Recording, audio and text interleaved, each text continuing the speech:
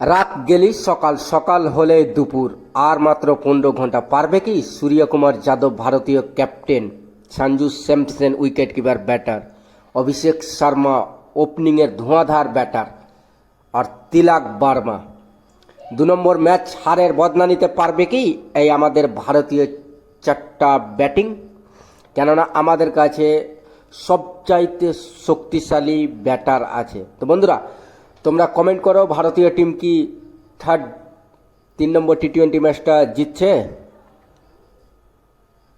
কেন এই ম্যাচটা আমাদের জরুরি আছে জিতা। এই ম্যাচটা যদি হেরে যায় ভারতীয় টিম, তাহলে কিন্তু ভাই আমরা আর সিরিজ জিততে পারবো না। তো কালকের ম্যাচটা আমাদের জন্য করো আর মরো।